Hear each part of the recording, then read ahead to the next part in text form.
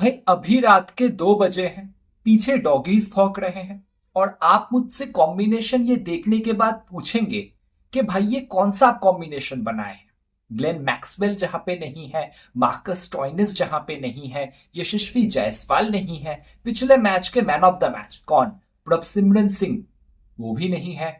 आपके पास नीतीश राणा नहीं है, नील वधेरा नहीं है, ध्रुव जुरेल नहीं है। भाई आप ये कौन सा कॉम्बिनेशन बनाए हो? कोई हराने वराने का प्लान कर रहे हो क्या? कोई तगड़ा नुकसान करवाने का कोशिश कर रहे हो क्या? रुको जरा, सबर करो। अब समझो बात को। इस वीडियो को अगर आप पूरा देखेंगे, पिच रिपोर्ट को समझेंगे, उस हिसाब से कॉम्बिनेशन बनाने का कोशिश करेंगे, तो डेफिनेटली शायद आप भी मेरे साथ एग्री करेंगे। और हाँ, मैचअप्स भी देखेंगे, बहुत इंपॉर्टेंट रोल मैचअप्स इस पर्टिकुलर टीम कॉम्बिनेशन में मेरा हेल्प किया है। Hello everyone and welcome to Gyani Speaks YouTube channel where no individual is bigger than the game itself.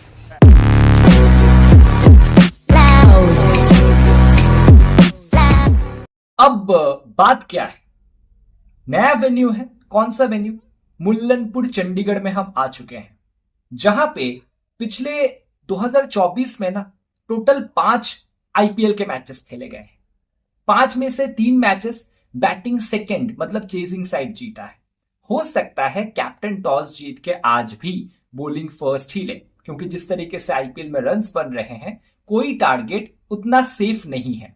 अब उन 5 मैचेस को देखेंगे, एवरेज स्कोर कोई 170-75 नहीं है, 155 से 160 का रहा है। और पर मैच 15 से 16 विकेट ऑन एन एवरेज गिरा ही है यहाँ पे।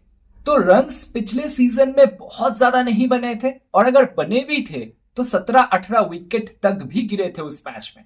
ये जो लास्ट मैच आप देख रहे हैं ना, यहाँ पे नूर अहमद 2 विकेट निकाले थे, साई किशोर 4 विकेट निकाले थे, रशीद खान 1 विकेट निकाले थे। याद है ना, ये तीनों स्पिनर गुजरात टाइटंस के लिए खेले थे पिछले सीजन में।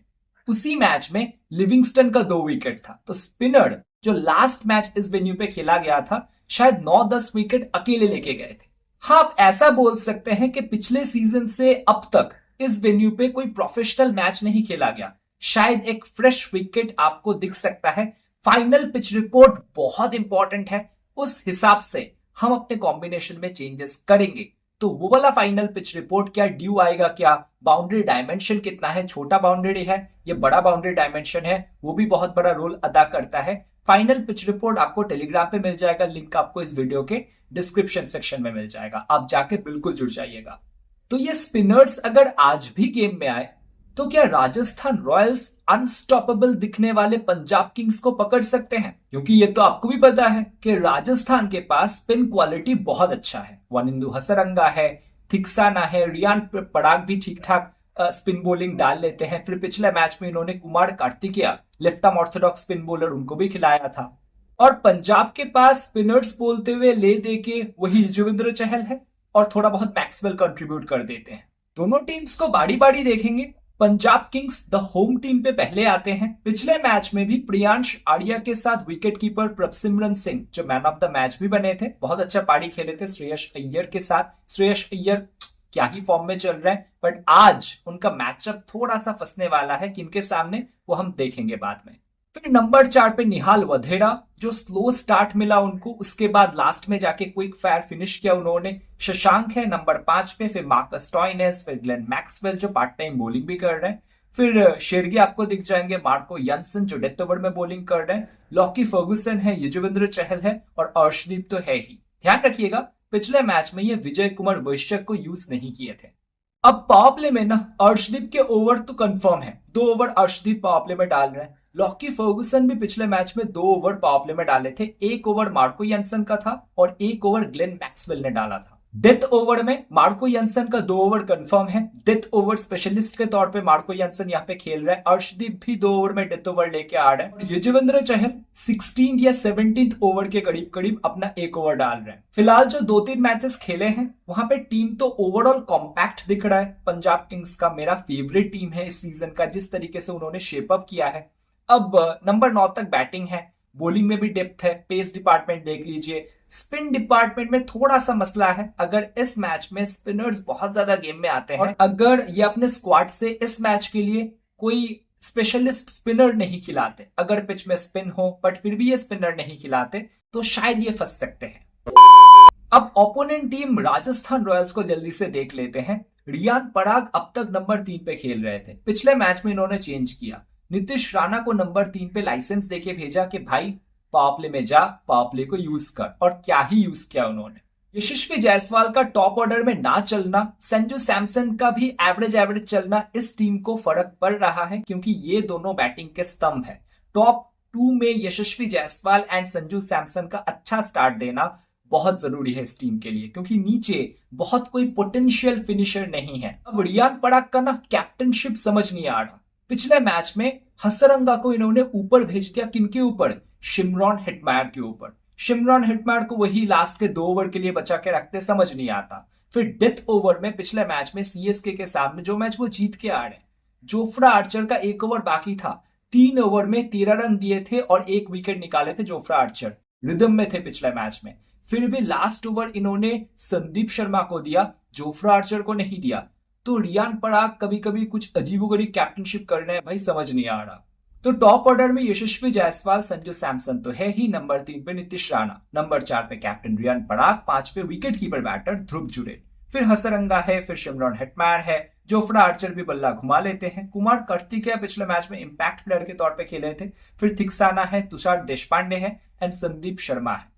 पिछले मैच में पावर प्ले में जोफ्रा आर्चर के 3 ओवर्स थे, तुषार देशपांडे 2 ओवर डाले थे, संदीप शर्मा के 1 ओवर थे, और डेथ ओवर आते आते संदीप शर्मा लास्ट में 2 ओवर डाले थे, तुषार देशपांडे का 1 ओवर था, हसरंगा का 1 ओवर था और थिक्साना का डेथ में 1 ओवर था। अब the most awaited part, fantasy combination देख लेते। देखो, विकेट कीपिंग सेक्शन में आपके पास संजू सैमसन का ऑप्शन है, ध्रुव जुरेल का ऑप्शन है एंड डेफिनेटली प्रभसिमरन सिंह भी आपको देखने को मिलेंगे, जो पिछले मैच में मैन ऑफ द मैच बन के आ रहे हैं। अब प्रभसिमरन का मैचअप जोफ्रा आर्चर के सामने देखेंगे, आपको बहुत खास देखने को नहीं मिलेगा, बट उसके पहले वाले मैच को याद कीजिए जहां पे रबाडा खेल रहे थे गुजरात टाइटंस की तरफ से। हमने बात किया था रॉ पेस, जो बाउंसर के साथ आते हैं ना, जिनके पास रॉ पेस भी है और वो शॉर्ट लेंथ पे बॉलिंग कर सकते हैं, प्रभसिमरन वहां पे फंसते हैं। आज भी जोफ्रा आर्चर वो काम करके इनको आराम से फंसा सकते हैं। तो फिलहाल मैं प्रभसिमरन को नहीं ले रहा, मुझे जोफ्रा के सामने इनका खतरा लग रहा है, इसीलिए। रहा बात ध्रुव जुरेल वर्सेस संजू सैमसन का, संजू सैमसन एंड ध्रुव जुरेल के मैचअप्स आप यहाँ पे देख भी सकते हैं, बट एक चीज आप नोटिस करेंगे, संजू सैमसन विकेट कीपिंग नहीं कर रहा। With the new ball Arshdeep को ये ठीक खेले हैं, मार्को यानसन के सामने ये थोड़ा सा फंस के खेले हैं, लॉकी फर्गुसन के सामने भी एवरेज रिकॉर्ड है। तो अगर पावर प्ले के अंदर मार्को यानसन या फिर लॉकी फर्गुसन इनको फंसा ले, मैं ज्यादा हैरान नहीं होऊंगा। अगर कंफर्मेशन मिल जाता है कि संजू सैमसन इस मैच में पूरा मैच खेलेंगे, विकेट कीपिंग भी करेंगे, तो डेफिनेटली मैं संजू सैमसन के साथ ही जाऊंगा।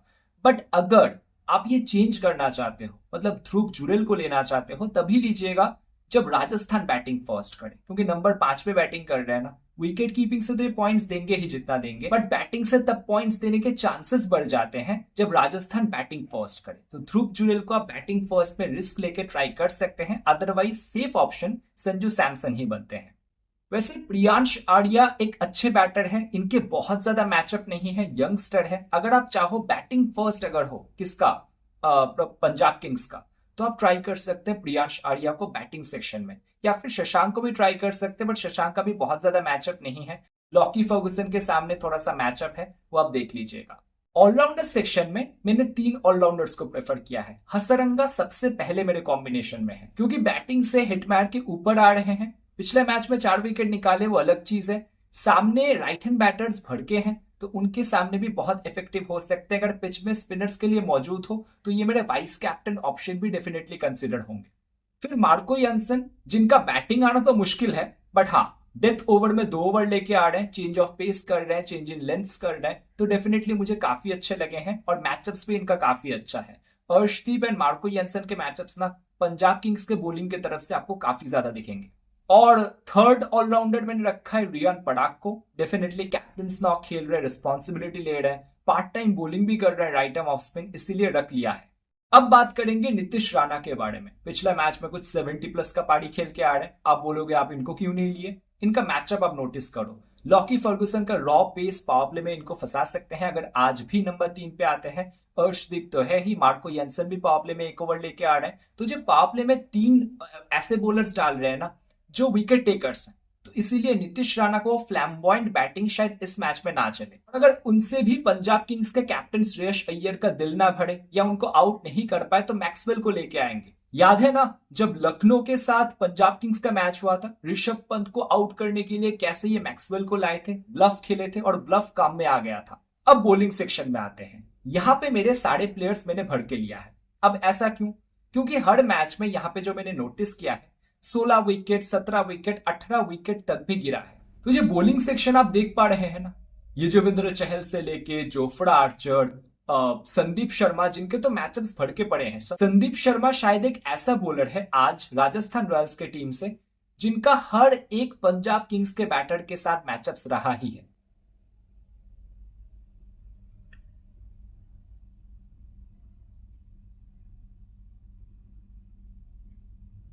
बाकी पंजाब किंग्स की तरफ से युजवेंद्र चहल, पिच को देखते हुए अर्शदीप तो होंगे ही, लॉकी फर्गुसन को भी मैंने रखा है। तो ये 6 बॉलर को मैं लेके चल रहा हूं। भाई यहाँ पे क्या हो रहा है? भाई यहाँ पे क्या हो रहा है? भाई ये कहाँ फंस गया भाई मैं? तो यही मेरा कॉम्बिनेशन होगा फिलहाल के लिए। कैप्टन वाइस कैप्टन भी आप चेकआउट कर सकते हैं। और हाँ, आप पूछ सकते हैं कि Marcus Stoinis and Glenn Maxwell को क्यों नहीं लिया। मार्कस स्टोइनिस देखो 2 ओवर बॉलिंग कर रहे हैं, वो भी मिडिल ओवर्स में बॉलिंग कर रहे हैं। बहुत ऐसे जगह पे बॉलिंग नहीं कर रहे हैं जहां पे ज्यादा विकेट्स गिरता हो, है ना। फिर नंबर 6 तक बैटिंग कर रहे हैं। अगर बैटिंग फर्स्ट हो फिर भी आप ट्राई कर सकते हैं, क्योंकि इनका बैटिंग आ जाए, क्या पता अर्ली कोलैप्स हो जाए, उस सिचुएशन में आप ट्राई कर सकते हैं। और मैक्सवेल का भी सामने अगर लेफ्ट हैंड बैटर्स कोई टिक जाए तब ये इक्का दुक्का ओवर करवा लेंगे। बैटिंग से ये नीचे चले गए हैं, निहाल वधेरा को पिछले मैच में खिलाए तो और भी इनका बैटिंग ऑर्डर नीचे चला गया है नंबर 7 पे। तो मुझे बहुत ज्यादा यूटिलिटी नहीं दिख रहा है इन दोनों प्लेयर्स का। बट हाँ, इन दोनों में से भी अगर मैं एक प्लेयर को सजेस्ट करूं कि आप ट्राई करना चाहेंगे या कर सकते हैं, वो ग्लेन मैक्सवेल होंगे, क्योंकि सामने यशस्वी जायसवाल है, नीतीश राणा है, नीचे शिमरॉन हेटमायर है। अगर श्रेयस अय्यर चाहे तो ग्लेन मैक्सवेल का राइट आर्म ऑफ स्पिन को यूज कर सकते हैं। और बैटिंग में कभी भी ये ग्लेन मैक्सवेल जैसे प्लेयर को, जो कि मार्कस स्टोइनिस से भी ज्यादा फ्लैम्बॉयंसी रखते हैं, उनको ये प्रमोट कर सकते हैं नंबर 3-4 पे। You never know, right. तो फिलहाल के लिए यही मेरा फैंटेसी कॉम्बिनेशन है। आपको ये फैंटेसी कॉम्बिनेशन कितना रिस्की लगता है? 4 मेंबर्स में खेलना चाहिए या 11 मेंबर या 25 मेंबर में खेलना चाहिए? आप कमेंट सेक्शन में बताओ आपको क्या लगता है। बाकी कुछ ग्रैंड लीग के प्लेयर्स भी मैंने पिक करके रखा है आपके लिए, जहां पे यशस्वी जायसवाल है, ध्रुव जुरेल आपको दिख जाएंगे, जहां पे शशांक सिंह भी आपको दिख जाएंगे, Priyansh Arya batting first special में आप बिल्कुल ट्राई कर सकते हैं। ग्लेन मैक्सवेल को मैंने दिखाया है, और विजय कुमार वैश्य डेथ ओवर स्पेशलिस्ट, अगर उनको लेके आया जाता है, कटर्स एंड स्लोअर वंस इस वेन्यू पे बहुत इफेक्टिव हो सकते हैं। तो दोस्तों कमेंट करके बताइएगा आपको ये वीडियो कैसा लगा, और अगर वीडियो अच्छा लगा एक लाइक कर दीजिएगा। चैनल पे नए हैं तो सब्सक्राइब कर लें। सब्सक्राइब करने के साथ साथ बगल वाला जो बेल बटन है ना, उसको जरूर से दबा के ऑल पे कर ले। ऐसा ना हो कि कल सुबह 8 बजे जब हमारा नया वीडियो आए आपके पास नोटिफिकेशन ही ना आ जाए, आपको पता ही ना चले। तो आपको पता चले इसका जिम्मेदारी मैं आप पे ही छोड़ता हूँ। बाकी आप अब तक देख रहे थे ज्ञानी स्पीक्स यूट्यूब चैनल। जब तक हम कल ना मिले तब तक आप अपना ध्यान रखिएगा। शुक्रिया आपका। The Pope takes a poop and the President too, and the fancy Grand Banker in his three-piece suit, the big fat general and all of his troops.